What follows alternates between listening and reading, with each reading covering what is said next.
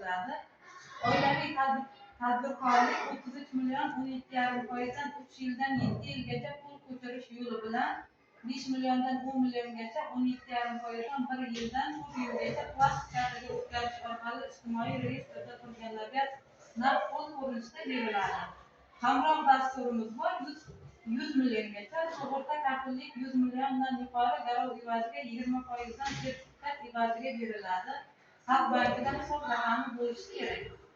Moliyaviy ommabop dasturi bor imtiyozli kreditdan olib foydalangan kredit tarifi yaxshi bo'lgan fuqarolarga 50 milliongacha naqd pulda 24% ayollarga, 25% erkaklarga 3 yil muddatga kafillik evaziga beriladi. Fiskal krediti 12%dan dollarda Xalq bankida hisob raqami bor mijozlarga garov evaziga 5 yil muddatgacha beriladi. Moliyaviy ko'mak 100% milliongacha o'z-o'zini band qilgan fuqarolarga garov evaziga 25%dan 3 yilga muddatga beriladi. Maischilikni rivojlantirish uchun 50 milliongacha 3 yil muddatga kafillik evaziga beriladi. 50 milliondan yuqori summaga garov evaziga ajratiladi.